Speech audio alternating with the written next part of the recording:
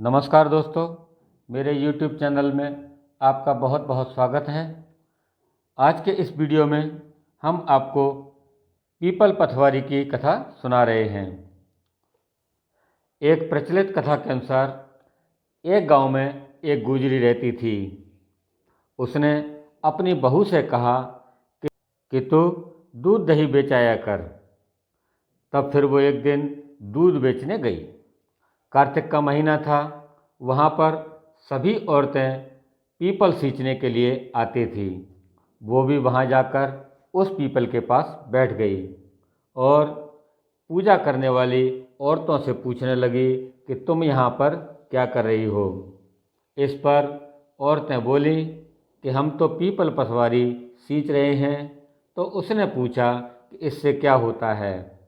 इस पर वहाँ पर खड़ी औरतों ने जवाब दिया कि इसको सींचने से अन्न धन मिलता है और बरसों का बिछड़ा हुआ पति मिलता है।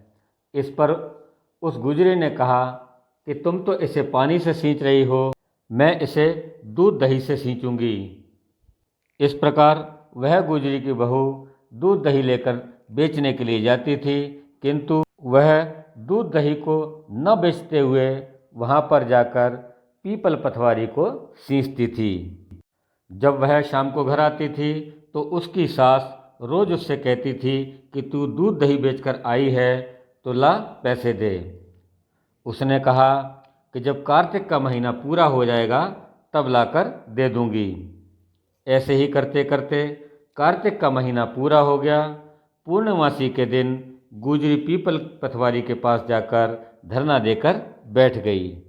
इस पर पीपल पथवारी ने उससे पूछा कि तू यहाँ क्यों पड़ी है।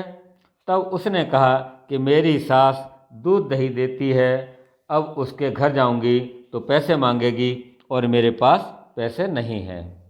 इस पर पीपल पथवारी माता ने कहा कि मेरे पास भी पैसे नहीं हैं। ऐसा करो कि ये फूल पत्ते कंकड़ पत्थर आदि जो पड़े हैं इन्हें ले जाओ और इनको जाके गुल्लक में रख देना। उस गुजरी की बहू ने पूरी श्रद्धा भाव के साथ में वे सब फूल पत्ते कंकड़ पत्थर जो वहाँ पर पड़े थे उन्हें ले जाकर अपनी गुल्लक में रख दिया। जब सास ने पूछा कि पैसे ले आई तो उस पर गुजरी ने कहा कि हाँ लाई हूँ, मैंने पैसे गुल्लक में रख दिए हैं। जब सास ने गुल्लक खोलकर देखी तो वह देखती ही रह गई। उसकी आंखें फटी के फटी रह गईं। उसमें उसने देखा कि हीरे मोती जगमगा रहे थे। इस पर सास बोली कि बहू तू इतना पैसा कहाँ से लाई है। तब इस पर बहू ने भी आकर देखा तो गुल्लक धन से भरी हुई थी। इस पर गुजरी के बहू ने अपनी सास से कहा कि मैंने तो 1 महीने दूध दही से पीपल पथवारी को सींचा था। जब मैंने उनसे धन मांगा तो उन्होंने मुझसे फूल पत्ती कंकड़ पत्थर ले जाने के लिए कहा और उन्हें गुल्लक में रखने के लिए बोला। उन फूल पत्ती कंकड़ पत्थर को मैंने अपनी गुल्लक में लाकर रख दिए थे। वे सब तो हीरे मोती बन गए। तब सासू जी ने कहा कि अब की बार तो मैं भी पीपल पथवारी सींचूंगी। अब क्या?